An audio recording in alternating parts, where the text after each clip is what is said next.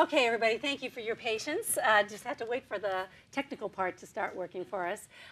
Welcome, everybody. I'm Karen MacPherosn. I'm the Children's and Teen Librarian here at the Takoma Park Maryland Library. Thank you. And I am thrilled to see so many people I know and to meet so many that I don't know here for this special program with Kate DiCamillo. So we were really thrilled to have her here tonight. And we're going to start off talking a little bit, the two of us. I'm going to ask Kate some questions. And then we're going to encourage people to think of some questions that you may have for Kate. And we're going to do a little bit of a question and answer. And we're going to ask people to line up at the mic so that everybody can hear the questions. Okay, it's sort of important so everybody can hear them. So that and then you can hear Kate's answer, of course. And then the other thing is, I did want to just mention this is a gala event tonight, but it's part of a big lineup of events that we have, courtesy of our wonderful partnership with Politics and Prose Bookstore. And on September 30th is one of the next big events coming up. That's the launch of Book 8 of the Dork Diaries, and the author of the Dork Diaries is going to be here with her two daughters. And then in November, we're going to have John Sheska, Tom Engelberger, and C.C. Bell here, November 21, Friday night in the auditorium. And then on November 23rd, John Klassen, This Is Not My Hat guy, will be here. He'll be actually in our library children's room. So just check out our website for more information, about these upcoming events. It's because of this partnership that we have. And I also was asked by the TV folks to let you know that this will be available. This broadcast will be available, I think, sometime week online, and you can find it by going to their Twitter and Facebook handle, which is at Takoma Park TV. Okay. All right, so let's get started, okay? I can't hear me. Okay, can you hear show, Kate? But I don't. Is Kate live? Hello. I don't. No. Okay, oops. Whoop. I mean, I think it was supposed to. Yeah. It is on. Yeah, so you can? Okay. Yeah, Perfect. all right. Okay, great. All right. Okay. Too bad for you, right? Yeah, okay. I don't think she has a wonderful infectious laugh, which you'll hear, I'm sure. It's actually a very annoying laugh. I've been kicked out of restaurants for it, so Probably I'm going to try not to laugh at anything you say. All right, okay. Okay. All right. So I just want to mention that this has been a huge year for Kate. This year, she, of course, became the National Ambassador for Young People's Literature, a big title. Right. And she's our fourth one. Title. And her platform is Stories Connect Us, and I'd like to talk a little more about that in a few minutes. She also won her second Newbery Medal for Flora and Ulysses. And I don't know if you care if I say this, but she also turned 50 this year. Oh, no, so, I don't right? care. I never thought I would get there, It's a really big year for and you. I still feel like I'm 8. Right, so well, it's like it's confusing. Yeah. So it's been such a big year, and when I think back, when I read about Kate's past, somebody who, I think you were born in Pennsylvania somewhere, right? Yep. Okay. Bryn Mawr. Right, and okay, and you grew up in Florida. I grew up in Florida. Right, and then, and you always thought, you were always a big reader, and you always thought that you might be a writer someday, but you didn't do much about it, didn't really do much writing until you were 30. Yes, I'm Right. a cautionary tale. Because I had an English professor say to me in my senior year of college that I had a, quote, certain facility with words. That's exactly what he said to me. And that I should consider graduate school. Mm-hmm. Have you heard me say this before? No. I can't believe that. So, and so I thought, what he's really trying to tell me is I'm wildly talented and I'm going to be a rich and famous writer. Right. So I thought, why bother with graduate school? So what I did was I just got black turtlenecks because that's what you're supposed to wear if you're a literary type. It's a lot cheaper than graduate school. Definitely. Right? And then I just went around telling everybody that I was a writer. I would sit in a corner in my black turtleneck and look kind of bored and disdainful. And people would go, "That's Kate. She writes." And Except except that you took didn't. a solid 10 years of my life, that routine. So Well, and during that time, I think I read that you worked at Disney World, yes, Circus World, Yes. you worked in a campground. I calling don't know. bingo. Yeah, Right, I worked right. in a greenhouse. Greenhouse, Yeah. right, all these other things. And then I guess at the age of 30, you had some kind of epiphany. Can I you- did. yeah, That's can you- exactly the yeah, word I would yeah, use. Yeah. okay.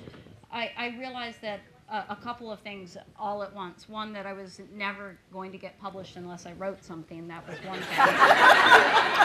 And you might think, but it took me a while to get there. And then the other big realization I had was that it was actually easier to do the work than it was not to do the work. To hear myself talking about wanting this and telling people and dreaming of it actually was more exhausting than sitting down and doing the terrifying thing of sitting down and looking at the blank page and trying to write something. So at that point, I just made a deal with myself that I was going to do 2 pages a day. And, Something that you still do. Is something that right? I still do, and it doesn't sound like much, and I've had lots of people along the way who pointed out that it isn't much. I used to work with this guy named Gary. I'm so happy to say his name. That is his real name. I'm not changing it. And he would always say to me, "Do you think Dickens wrote 2 pages a day?" And I always just took this as a rhetorical question. And and then the other question he always said is, "What's plan B? What's plan B for when the writing doesn't work out, babe?" And boy, it made me so angry that it was really easy to get up in the morning and write the 2 pages. Motivational. Yeah. Right, wow. Yeah, I'm very grateful wow. to him. Wow. Yeah. So at that point, had you moved from Florida to Minneapolis? Yes, I know that, that was in okay. Minneapolis, and when I Okay. worked in a book warehouse, Right. where everybody was a writer. Right, right. Some of them wearing black turtlenecks, and some of them getting up at 4:30 in the morning and writing 2 pages. So Like right? you. Yeah. Okay, okay. And I think, if I remember correctly, that you were what was called a book picker. I was a picker. Right. Can you talk about that, just so people know what you were doing and how that you found the book? I was literally like, people say, "Oh, you selected the books." No, I just had a computerized pick sheet. That's what we called it, and I would go around filling orders, pulling the books off the shelves. And I was thrilled to be in a book warehouse. I was assigned to the 3rd floor. The 3rd floor was nothing but children's books. And so I entered into that job with like the notion that a lot of people have, I think, that children's books are like about duckies and bunnies, and anybody who's serious about reading wouldn't read them. But as a reader, there was only so long I could go around picking books off the shelf before I started to read what I was picking. And the first novel that I read, written for kids since I had been a kid, was The Watsons Go to Birmingham, 1963. Does anybody know that book? And I was so in love with that I took it home. Oh, All right. hello. Is that better? Yeah. Thanks, Jennifer. Is that better? Okay. I'm already sick of the sound of my own voice, so it seems like everybody else. So yeah. So the Watsons Go to Birmingham. We were allowed to check books out from the warehouse. I took it home and I typed up a chapter just to see how long a chapter would be and what the language felt like, and that. At that point, I knew kind of what I wanted to do as a writer. That's amazing. It is Yeah. like an epiphany. Yeah. It was another. I had a lot of epiphanies in very quick succession there. Yeah. Wow. After a long epiphany-less decade. Right. Yeah. Right, yeah. It was like totally epiphany-free. Yeah.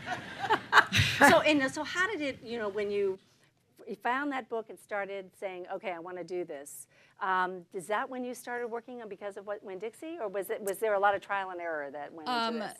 I started with a picture book.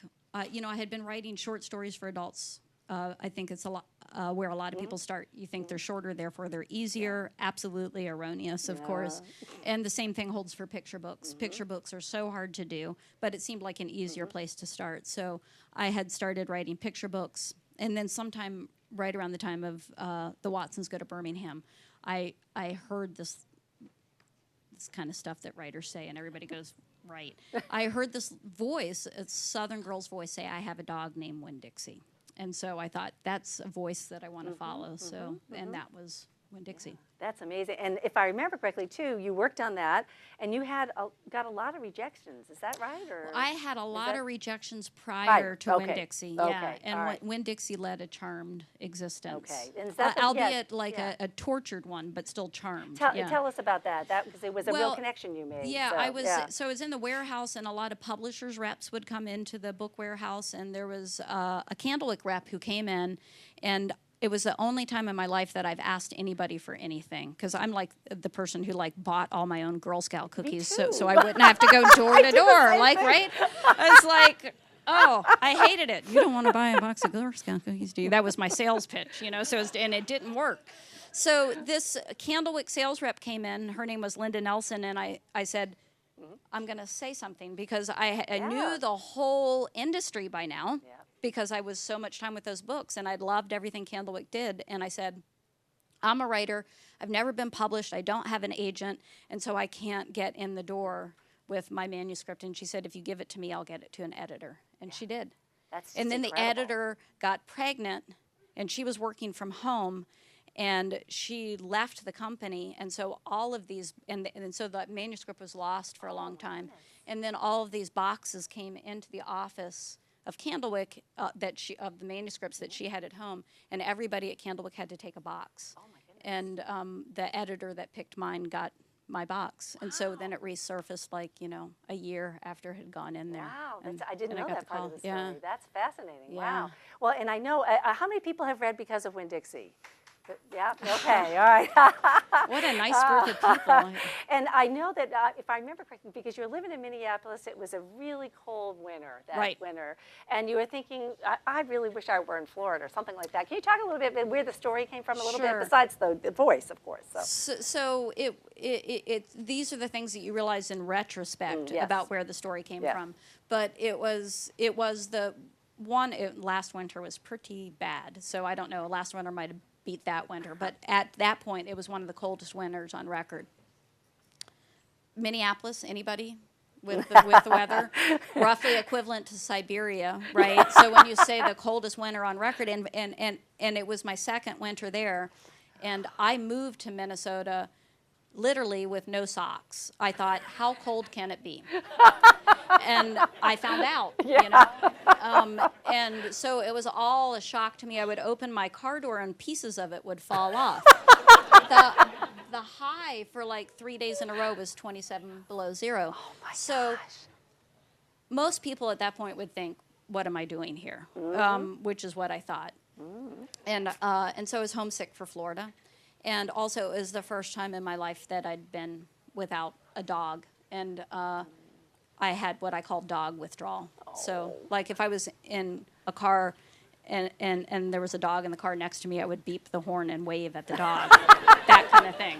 I got it. Right, And so I made up the best dog that I could think of. And I wrote my way back to Florida. Wow. All unwittingly. Yeah. Now you look back on it, right? Yeah, that's really interesting. And now once that book was published, and then you won a Newbery Honor for your first book, just like the Watsons. That's his first book that won a Newbery Honor, so it's sort of an interesting connection. And I was doing an interview with somebody earlier today, and I said it sounds disingenuous to say this, but there's still a part of me that's surprised that I got published. Right. So everything that happened after selling the first novel, I'm still kind of like, what? Yeah, no, I can believe it. Yeah, but here I am. It is incredible. Well, and then so the second book was The Tiger Rising, right, which was a National Book Award finalist. So these are all big awards, of course.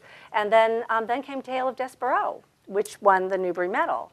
And can you tell us a little bit about what it's like, to get that call? I don't know if people know, it's like a secret process until the morning that the committee of librarians that's chosen the winner gets to make the call. Right, there's no short list, I think, that people don't there's so it's a great spectator sport. Yes. So you can guess all you want, and you never know what they're going to do. And so the way they handle it is that before they make the press announcement, they call, and it's usually early in the morning. I think they were in Seattle for Despereaux. And this year they were in Philadelphia. So for me, that was 5:30 in the morning, and I was asleep. And the phone said Philadelphia, Pennsylvania, and it's just like, what?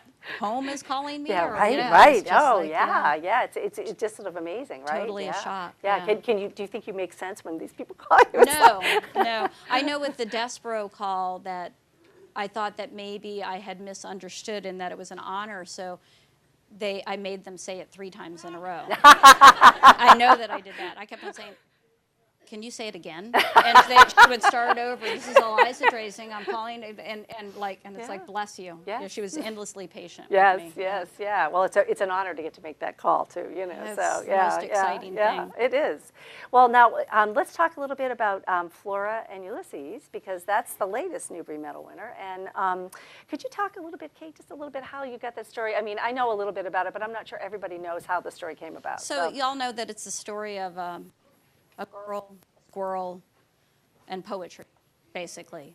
And I earlier today I was just saying to somebody, it's just I had to go back into my notebooks to figure out where it all came from, because it's really kind of strange. Yeah, it's hard to explain it. But so it begins with a squirrel getting sucked up into a vacuum cleaner, which turns him into a superhero. And which makes, it's just like, how do you come up with that? I don't know. So I went back through my notebooks and I found that several different things happened around the same time. One, my mom had passed away, and she had an Electrolux vacuum cleaner that she thought the sun rose and set over.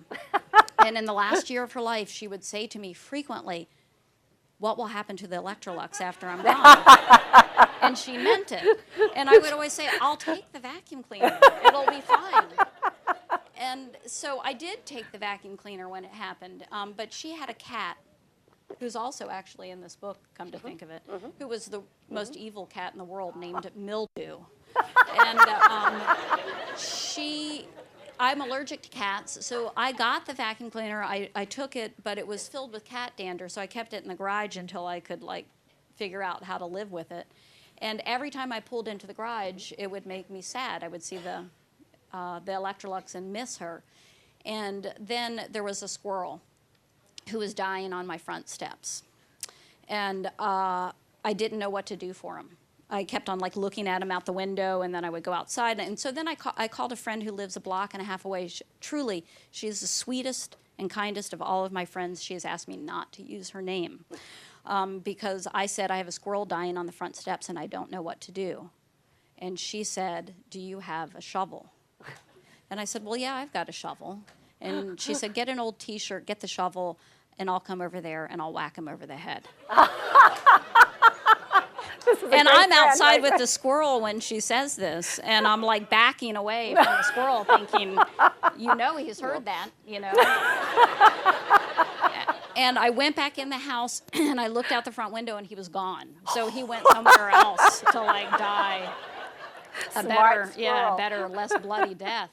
But so then I started thinking about ways to save a squirrel's life. So the squirrel, the vacuum cleaner, and here we are. Yeah. That's the best I can do. Well, it's pretty incredible. I mean, the way that the story comes together. I mean, and there's an evil cat in it, too. Right. Yeah. Right. Yeah. Which bears more than a passing resemblance to mildew. Yeah. Well, and how many people have read Flora and Ulysses? Is it a good crowd? Okay. You know that there's also illustrations in it. There's a fair number of illustrations. Yeah. And when Kate wrote it originally, it was not. Yeah. No, that was the right? that was the design team at Candlewick that came up with that idea. So it's what if we told part of it in graphic novel form? And did you have to rewrite parts of it? I backed out the text and turned it into little mini screenplays, which I had learned how to do from working on Winn-Dixie. So it was a skill that I had. So it wasn't terrible to actually have to do that. No, it wasn't terrible at all. It was fun. That's actually. good. Yeah. Oh, that's great. Yeah, and it really and it sounds like you were happy with the way the illustrations went. Oh yeah. It's one of those great things about writing for kids is that the illustrations make the book better, deeper, richer, and funnier. Definitely. Yeah. Well, one of the words in that book that's used. Is something that you talked about in your Newbery acceptance speech. I was there, and I didn't see you there, did I? I was there. Yeah. I was the whole thing seems so surreal. I gave this speech in Las Vegas. I know. How many of y'all have been to Las Vegas? Okay, so anyway, it was surreal. Yeah, definitely. yeah. Yeah, it's where the American Library Association had their conference this year, so that's where the acceptance speeches were. And you gave an incredible acceptance speech, and everybody had their handkerchiefs out. Oh!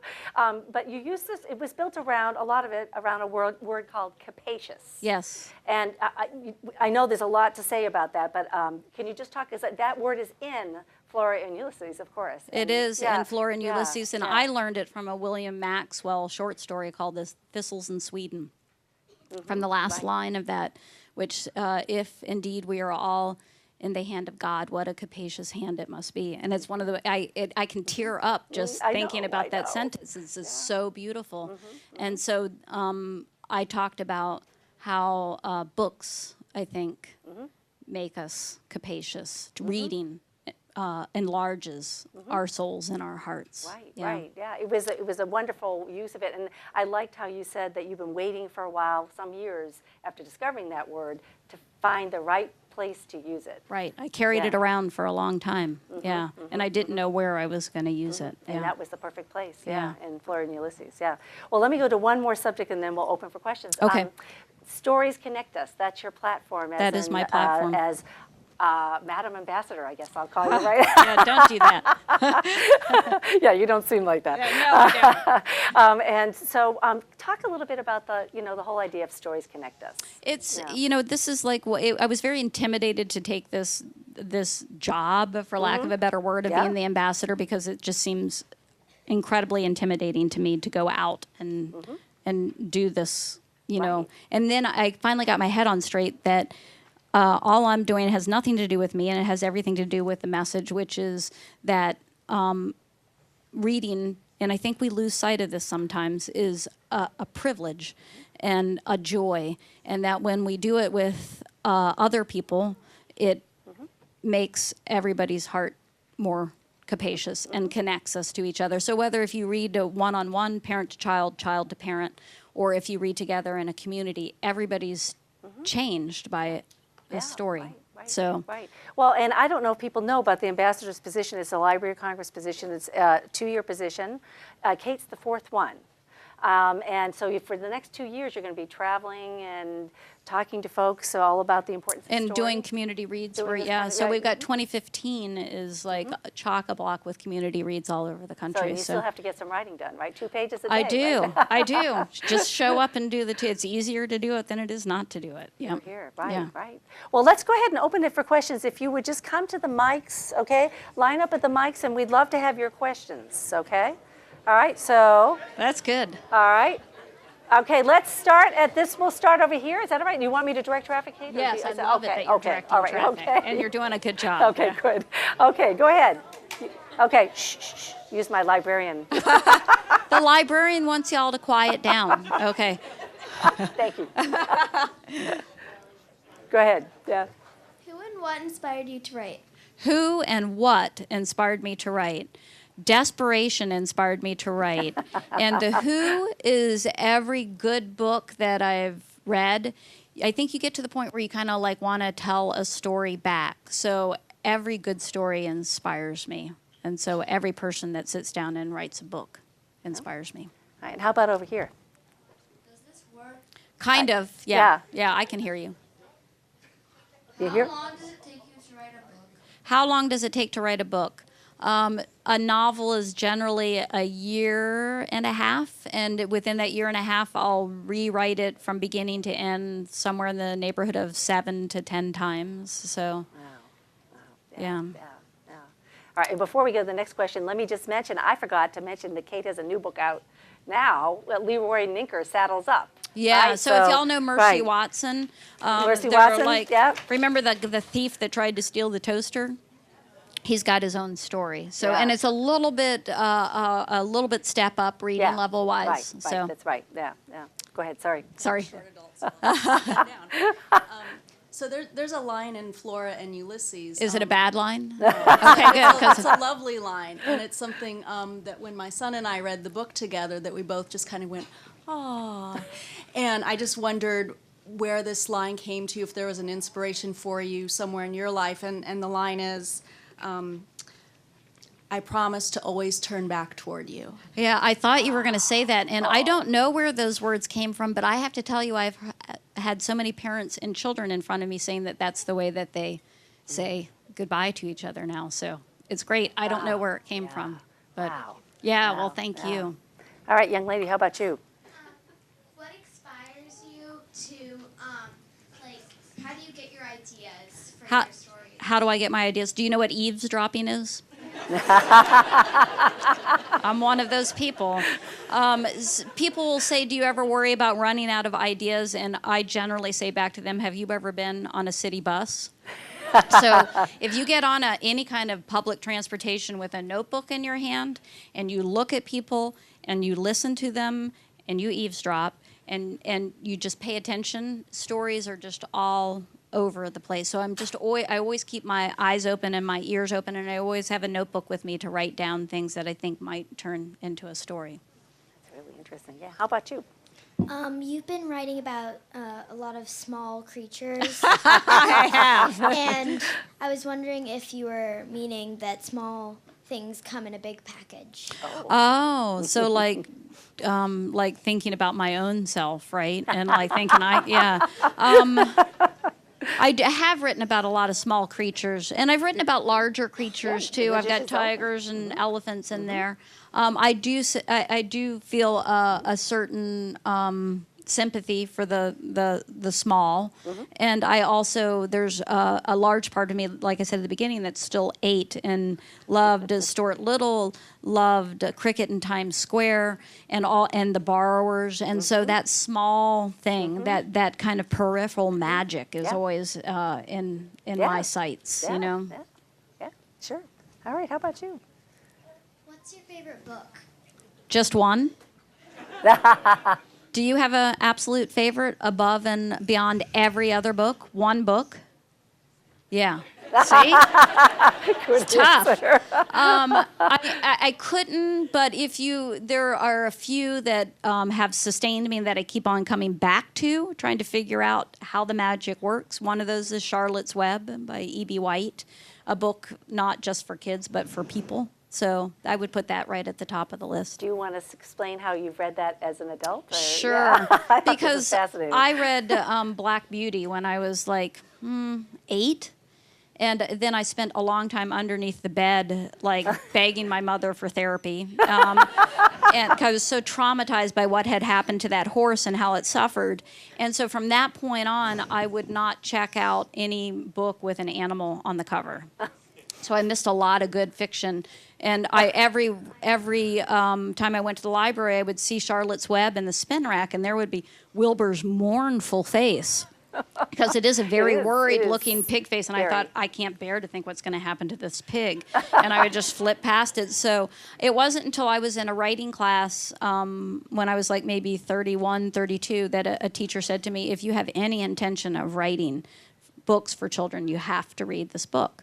And then she went on to, intone the first line, where's Papa going with that axe? Right? Which just like... just what I thought,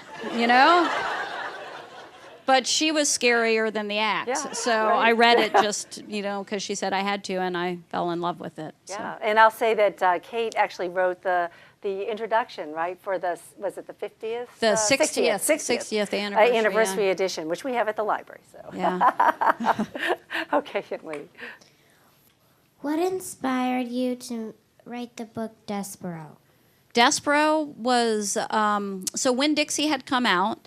I was visiting my best friend and her family in St. Louis. Her son was 8 years old at the time. He had never been very impressed with me. But all of a sudden, here's my name on a book, and he loves to read. And so he followed me around all weekend. And then towards the end of the visit, he asked if he could have a private word with me in his room. So we went into his room, he closed the door, and he said, I have an excellent idea for a story. I'm like, great, what is it? He said, it's the story of an unlikely hero with exceptionally large ears. I'm like, okay, what happens to the hero? He said, I don't know, that's why I want you to write the story. So that's where, and he didn't say a mouse, but it wasn't a big leap to get to, an unlikely hero with large ears. So Yep. Yep. Luke's book. By the time it came out, he was almost 13. I made him come to the banquet, made him stand up, not happy. Oh, no. Yeah. Not happy. Okay. Go ahead, Maybelle. In Flora and Ulysses, there's a character called William Spiver. What was your, well, I have two questions about him. There are a lot of questions, yeah, really, when you think about it. Yeah. What was your inspiration for him, and why is he temporarily blind? Well, I'll take the easier one first. He's got a form of hysterical blindness. So some trauma, him being banished from his home, provoked this, whether it's actually true or not. But for William Spiver, I say Spiver, you can say Spiver, that's okay. It's a made-up name. Mrs. Fennell in 5th grade said you could say proper names any way you wanted to. Right. So, I like that. and where did he come from? This is one of those wonderful things that happens sometimes when you're writing is you're just like chugging along with a squirrel that's been, vacuumed up, a girl that reads comic books, and you just think, here's the story. And then the doorbell rings and a character shows up that you had no idea was showing up. And it's like, it's William Spiver. And I don't know where he came from. And, and I've gotten a lot of letters from kids about him. And probably the best letter said, I really enjoyed William Spiver, but if we went to the same school, I don't know if I would want to sit with him at lunch. So that's kind of sums up William Spiver's fate, right? Okay, go ahead, young man. Yeah. What inspired you to write Winn-Dixie? So Winn-Dixie was a product of homesickness and dog withdrawal, and it was just that, writing my way back home. Okay. Yes. All right, yeah. Lottie. What was the favorite moment you had? What's your favorite moment, in your life? In my life? Wow. Whoa. I've got 50 years to consider here. I'm really gonna think about this. I would have to say that those calls from the Newbery are right up there as far as moments go. Also, one of the first pieces of mail that I got after the first book had been published was from a mother in Illinois. I wish I had saved this, that her son had never liked to read, and then he had Winn-Dixie, and it changed how he read books. Wow. And I thought, it's like, that's the best thing ever. Yeah, absolutely. So yeah. there's 3 moments. Yeah. I've got more if I think about it. It's been a pretty good life. So Your turn. Go ahead. Yeah. Yes. How did you come up with the chapters in Despereaux with the characters, each one separate, and then they all came together? Oh, in all the end? different books. Yeah. It was actually like a really silly way for me to write the novel. Part of it was because I didn't know what I was doing, and ultimately it got so convoluted that I had to make a gigantic timeline that I put over my desk so I could see where I was. Yeah. Oh, wow. And if I'd known what I was doing better, I don't think I would have done it that way. Yeah. But well, it didn't hurt. No, it's all right. If you go to University of Minnesota, which is where your next vacation spot, you can go to a collection called the Curlin Collection. Yeah. You can see all the rough drafts wonderful. of writers for children, and at least from my end, it's appalling. You would not believe, it's like The Shining, what's on my rough drafts. So, okay, yes, sorry. Why does Mercy Watson like toast? Why does Mercy Watson like toast? Okay, I've got a relatively long answer for you. I'll try to say it quickly. So I have an idea for a book about a pig named Mercy who lives with Mr. and Mrs. Watson, and they're not pigs, and that seems very funny to me, right? So I'm playing around with that on and off for like a year, and I can never quite make it work. And then I get a new car, a brand new car. It's a Mini. It's just like, I love it, right? I'm taking a friend to the airport, and she gets into my brand new car with a gigantic piece of toast that is liberally buttered, and she starts to eat it, spraying greasy crumbs all over my new car. And I'm like, do you have to eat the toast in the car? And instead of that stopping her, I just got a lecture about toast and how it tastes better if somebody else makes it for you. How if it's buttered, it must be buttered all the way to the edges.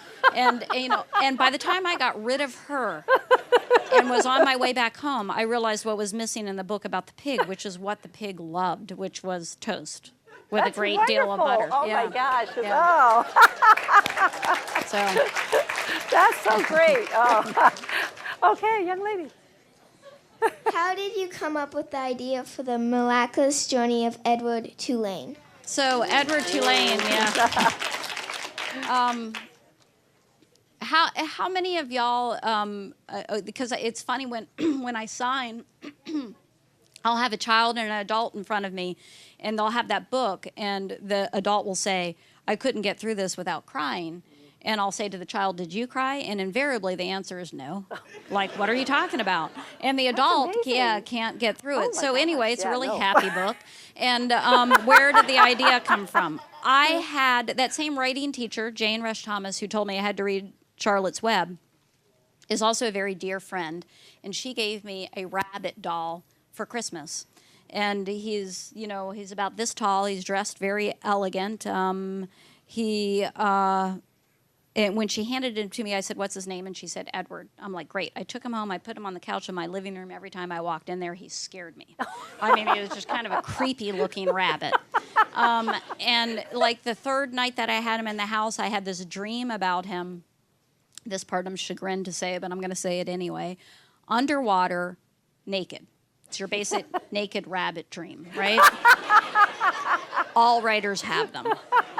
And so I'm like, that's a story idea. I thought it would be a picture book. So I started writing about the naked rabbit underwater, and it turned into Edward Tulane. And so, and I still have that rabbit. He's in my office, and I walk by him sometimes, and I go, "You have been a very productive rabbit." And it's like, Not so creepy anymore. Yeah, right. Okay, go ahead, Anna Grace. I have two questions. So the first one is, what is the meaning of the saying "Holy Bagumba"? I say, again, Mrs. Fennell would say, you could say it either way you want. I say Bagumba, and it's mysterious to me. I thought that right before the book came out, there was some discussion about how to say it, Bagumba or Bagumba. And I said, well, it's Bagumba. And I was talking to one of my best friends in Minneapolis, and I said, how would you say this? And she said, well, Bagumba, like I've always said it. I'm like, have you been saying that all along? She's like, yeah, my mom said it. I'm like, oh, wow, that's where I got it from. And so we called up her brother. Her mom had passed away. We called up her brother, and it's like, do you remember Mom saying Holy Bagumba all the time? He's like, no, I've never heard that in my life. So I don't know where it came from. I don't know. So say it any way you want.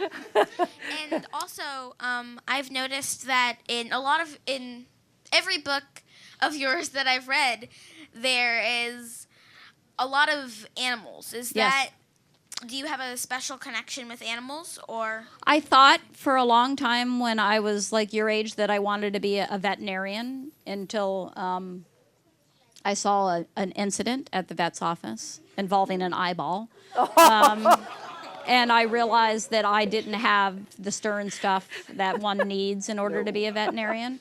So I've always loved animals, and it's gotten to the point where I sit there and think, not I'm going to put an animal in here, but boy, I need to work not to put an animal in here because but they keep on showing up. So, and it's not intentional; it just happens. So before we go on, do you want to go to about 8:15 and then with questions? Sure, Okay. that's great. All right, so we're going to go for about 6 more minutes with questions, just so people know. Okay, give you a heads up. Okay. How do you choose your artist? It's a good question. I don't choose the artist. The publisher, my editor, and the design director work together to choose the artist, and then my editor and the design director talk to the artist. I don't talk to the artist at all. At all, right? Okay. And I generally don't meet him until the book is done. And for a long time, I had this theory that we were purposely kept apart because writers are crazy and artists are crazy, and I've since had that theory confirmed. So it's just like, don't let them talk to each other. Yeah. Who knows what's going to happen, right. Okay, go ahead. This might seem like kind of a silly question, but What inspired the soup detail in the Tale of Despereaux? That The whole soup saved the day kind of Yeah. thing. You know, it's funny because I like soup, but I'm not obsessed with soup. So I don't know where it came from. And it's one of those things that I didn't intend to do. And then for like a solid 2 years, every meal everywhere I went was soup. It's just like in Winn-Dixie, as a joke to friends, I had Otis arrive with a gigantic jar of pickles.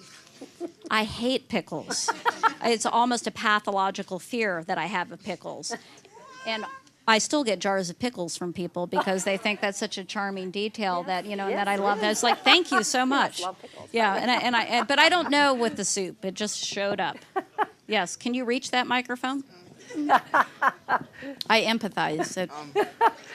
Are you gonna write any more of the Mercy Watson books? I wish we had that on. I mean, we do have that on tape. Yeah, That's a great right, question. Yeah. So there are 6 Mercy Watsons, and I finished. I always thought I didn't want to do more than 6 because y'all remember, if you're old enough, the group hug on Mary Tyler Moore. It's just like I always had in the back of my head. It's like go out while you're still. It's still, you know, before I wore it out. Right. But then I started missing those books, and so that's when I got the idea to do secondary characters, and Mercy shows up in those stories. So in this new book with Leroy Ninker, Mercy appears at the end. At the end, right. Yeah, and I've got like 3 more of those that I've done, and Mercy is in all of them. So the next one is Francine Poulet, the animal control officer, who takes herself very seriously, and then after that is Baby Lincoln, because it's about time Baby got to say something, right? And then after that, Eugenia. Yeah, Oh, yeah. wonderful. Well, and these are, the series is called Tales from Deckwood Drive, yeah. Right, which is where Mercy lives. Yeah, and all roads lead to Deckwood Deckwood, Drive. right. Yeah, I love the That's great like Okay. So 2 things. Number 1, where'd you get the idea for the magician's elephant? The magician's elephant was, I was just talking about this with, see that tall person in the back of the room back there, Jennifer Roberts? She's from Candlewick Press, and we travel together a lot. I was waiting for her in the lobby of a hotel in New York, and I had this vision of a magician who wanted to perform real magic, and I thought, ooh, I'm going to write that down.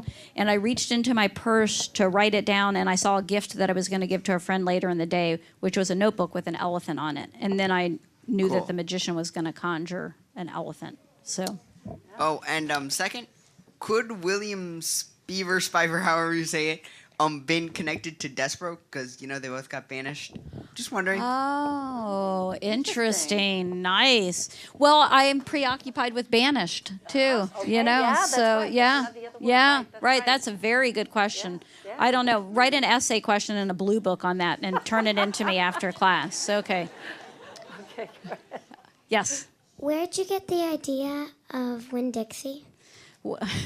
Winn-Dixie is wanting a dog and not having one. Do you have a dog? Yeah. What's the dog's name? Tazy. Tazy? What kind of dog? Hound mix. A hound mix. And if you didn't have Tazy, wouldn't you wish that you had a dog? Yeah. And wouldn't you like make up the best dog that you could imagine? And Winn-Dixie was the best dog I could think of. I had a friend in college who had a dog named Gambetta, who really had the personality of like a stick of celery. But that was the first dog that I ever saw smile. And she would smile and she would sneeze, and that made her redeemable, you know, and dogdom. Yeah, but really the dog had no personality. So I took that trait, which I loved, and then I put it into the biggest, smelliest, best dog I could think of. How many of y'all have dogs? That's so good. How many have cats? Different program. Okay, so. All right, how about Okay. we take one more question? Yeah, okay, sure. Okay, go ahead. Last question, I'm afraid. So, yeah. 2 questions. 1, why did you just decide to start writing? Why? Because I couldn't stand myself anymore unless I started. I couldn't live with myself, and it was always something I felt like I could do, and I didn't want to die without having tried. And second, what do you have advice for all authors who want to write their books? For anybody who wants to write, adult or child, the advice is almost always the same. Read as much as you can. and anybody who wants to write should be thrilled to get that assignment. Make some deal with yourself about how you're going to do the work. It doesn't have to be 2 pages a day. It's just whatever works for you. Listen, look, try to keep your heart open, and don't let anybody talk you into becoming a lawyer, because if you have verbal facility, that's where they push That's you. right. Yeah. That's Not that right. there's anything wrong with being a lawyer. Yeah. But it's just, boy, I would have been a miserable lawyer. Yeah, right. And that's where I was headed. So, Oh, wow. yeah. Okay, Yeah, so don't become a lawyer. But no, you can. You could. And Rebecca, Stead, who wrote, Yes, she was a When lawyer. You Reach Me. Yeah, that's right. Yeah, that's When You right. Reach Me, she was a lawyer. Now Yeah, she's a that's writer. Right. Now so. she's a writer. Right, yeah. Exactly. Right. Yeah. Well, I want to thank Kate. First of all, let's say thank you, okay? Well, thank All you right, to yeah, you guys. yeah, It's a Friday night, Yeah, Emily, I know, and it's like so amazing. nice. That's it.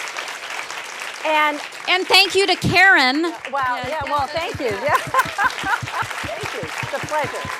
And to all of you. Here. Yeah. And so what we're going to do is just give us a couple minutes. We're going to put a table, which is over there, up on the stage. And Kate is going to sign books up here. We do have stickies and pens, so you can put your name or how you want her to sign it on a sticky, and so it makes the line go a little faster. Okay, because we're going to try to get everybody's book signed, okay? How about if we make the line sort of snake down, like around and down this aisle. And we will get everything signed. Yes, everybody will get their book signed. Okay. Thank you. Oh,